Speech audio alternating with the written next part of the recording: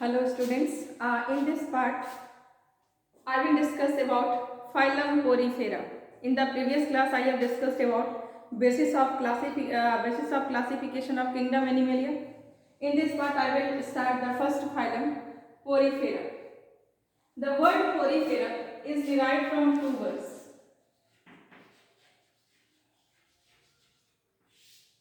Por and ferain, where pores means small opening and fairing means bearing. So porifera are called pore bearing animals.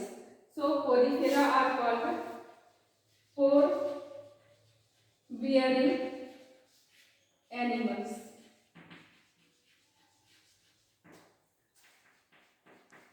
In porifera, cellular level of organization occurs. So the next feature is cellular level of organization occurs. Animals are diploblastic. Animals are diploblastic. What are diploblastic animals? Diploblastic, जब zygote sexual reproduction के बाद जब zygote बनता है तो zygote division करके multi cellular condition को produce करता है। फिर एक स्पेशल टाइप का मूवमेंट होता है इस मल्टी सेल्युलर कंडीशन में। दिस मूवमेंट इज गैस्ट्रुला, और ये गैस्ट्रुलेशन के बाद हमारे पास आमतौर पर अगर डेवलप्ड ऑर्गेनिज्म है तो 3 जर्म लेयर्स का फॉर्मेशन होता है, एक्टोडर्म, मेसोडर्म एंड एंडोडर्म। अगर 3 जर्म लेयर्स का फॉर्मेशन होता है तो ऐसे एनिमल को ट्रिप्लोब्लास्टिक कहते हैं, और अगर सिर्फ 2 ही जर्म लेयर का फॉर्मेशन होता है then animals are called diploblastic. So phylum Porifera, members of phylum Porifera are diploblastic, that is diploblastic, that is only 2 germ layers, only 2 germ layers, only 2 germ layers are formed, ectoderm and endoderm, ectoderm and endoderm। 2 layer के बीच में organism के body पर, suppose ये organism तो इसके पास ये इसका 2 लेयर, आउटर लेयर और इनर लेयर का ऐसे फॉर्मेशन किया।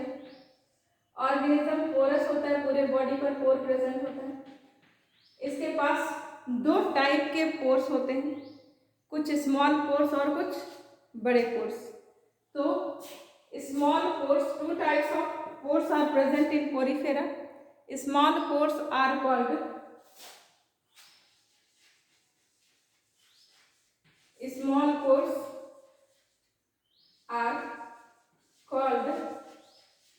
ostia or inhalent pores. Ostia or inhalent pores, whereas a large pore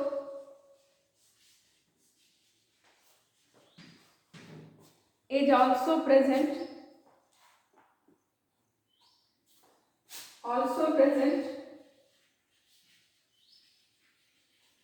which is called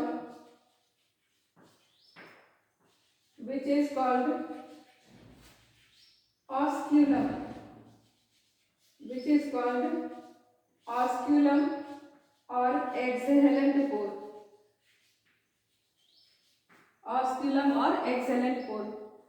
aquatic होते हैं सारे मेंबर्स, वाटर में रहते हैं।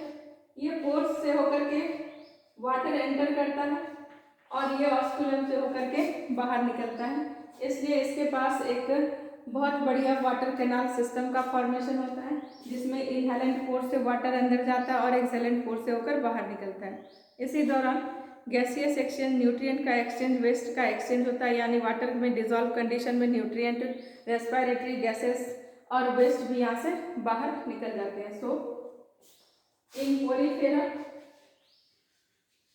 In porifera are developed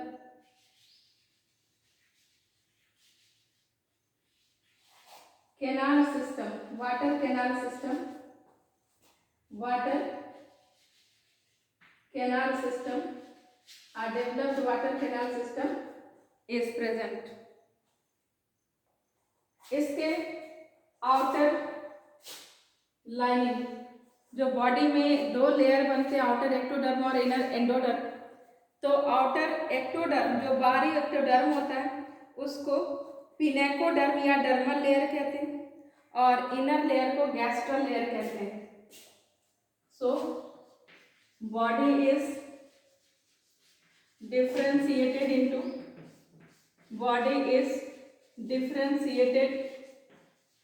into two layers. Body is differentiated into two layers, outer pinacoderm और dermal layer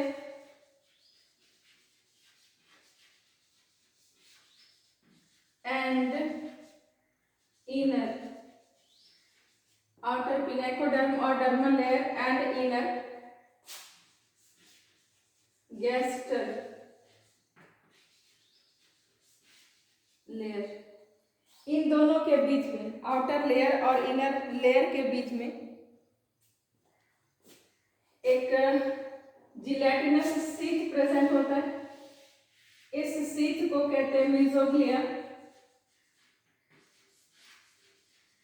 और मेसोहाइल sales.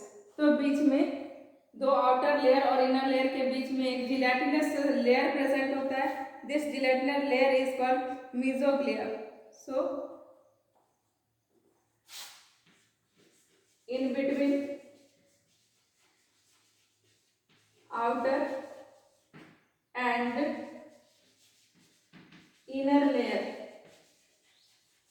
a gelatinous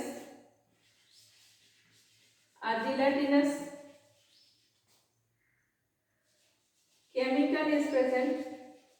A gelatinous chemical is present which is called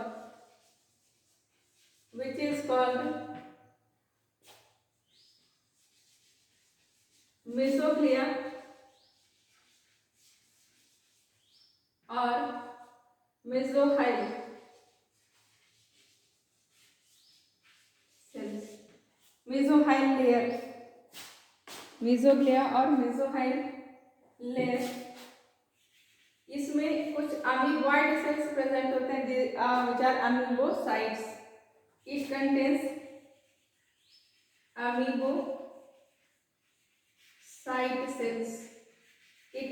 amoebocyte cells.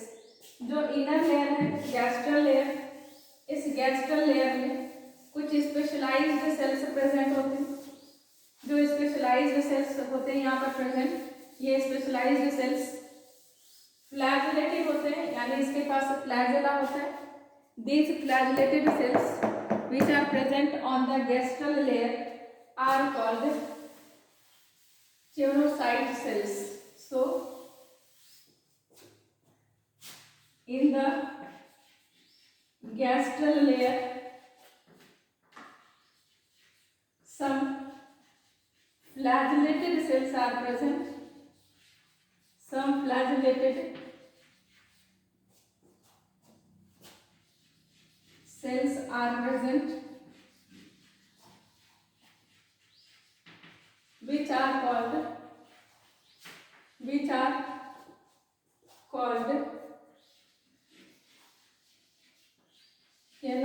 chionocyte.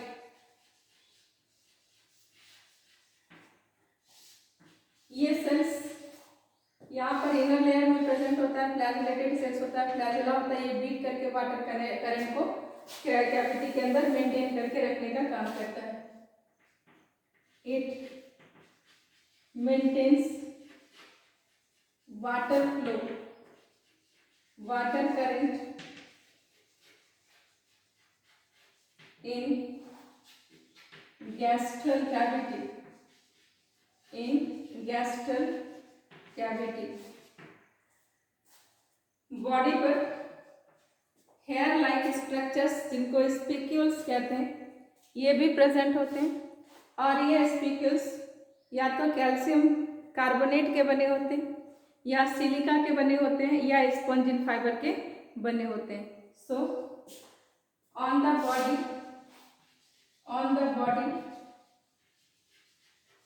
some hair like structures, some hair like structures are present, some hair like structures are present which are called spicules, which are called spicules। ये spicules बने होंगे calcium carbonate के। These spicules are made up of calcium carbonate or are made up of silica or are made up of spongin fiber or are made up of spongin fiber।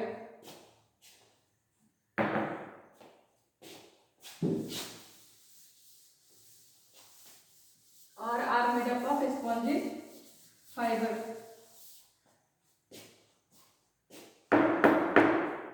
Reproduction sexual asexual दोनों हो सकता है।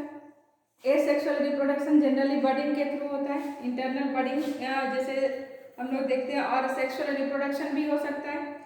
Animal प्राय bisexual या hermaphrodite होते हैं। Fertilisation इसमें internal होता है। So next point is both asexual and sexual reproduction occurs। Asexual occurs through budding,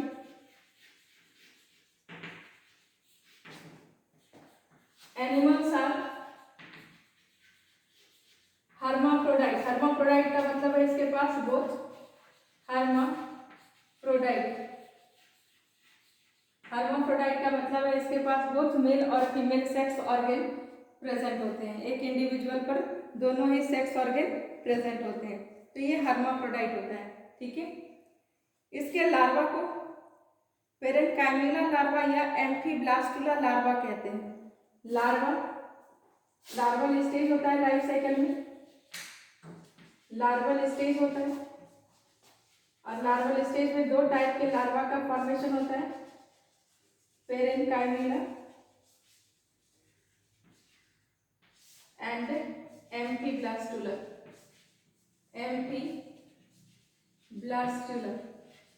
पेरेन्काइमुला larva and amphiblastula larva. ठीक है, ये पेरेन्काइमुला सॉलिड लार्वा कहलाता है और ये हॉलो लार्वा कहलाता है। बॉडी पर स्पिक्यूल्स कैल्शियम कार्बोनेट का है कि सिलिका का बना है या स्पॉन्जिन फाइबर का बना है, इस बेसिस पर इसका क्लासिफिकेशन होता है और इसको 3 क्लास में डिवाइड किया गया है। एक हमारे पास है कैल्सी, फर्स्ट हमारे पास जिसमें कैल्शियम कार्बोनेट का बना हुआ स्पिक्यूल होगा उसको कहेंगे कैल्सी स्पॉन्जी और कैलकेरिया। सेकेंड होगा हेक्साटिनेलिडा और तीसरा होगा demospongiae. So what is the basis of classification? Basis of classification is the nature of spicule present on the body। अगर कैल्शियम कार्बोनेट का बना है तो कैलकेरिया कहते हैं क्लास, ये कैलकेरिया क्लास में आते हैं, या इसको कैल्सी स्पॉन्जी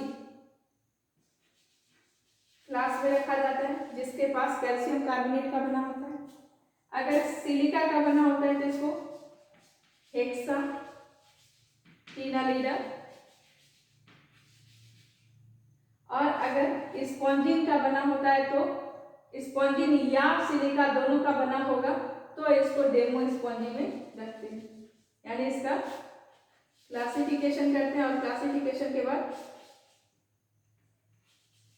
क्लासिफिकेशन का बेसिस इसके स्पिक्यूल का केमिकल नेचर होता है। अगर कैल्शियम कार्बोनेट का बना है तो कैलकेरिया या कैल्सी स्पॉन्जी, और अगर सिलिका का बना है, सिलिशियस है तो हेक्साटिनालिडा, और अगर स्पॉन्जिन फाइबर या सिलिका का बना है तो डेमो स्पॉन्जी। लिख लिया। Next example, next is important example of phylum Porifera. So important example is Cycon,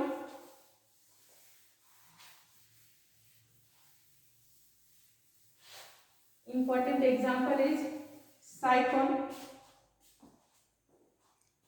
Scypha, biological name होता है, common name is Cycon, Scypha, commonly known as sycon. सबसे सिंपलेस्ट टाइप का पोरीफेरा यहाँ पर हमारा sycon होता है। नेक्स्ट है हमारे पास यूप्लैक्टेला और हाइलोनिमा। नेक्स्ट है यूप्लैक्टेला,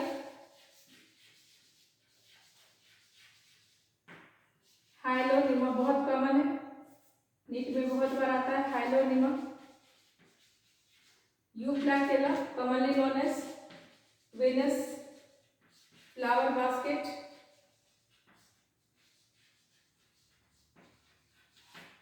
और हाइलोनिमा को रोप स्पॉन्ज कहते हैं।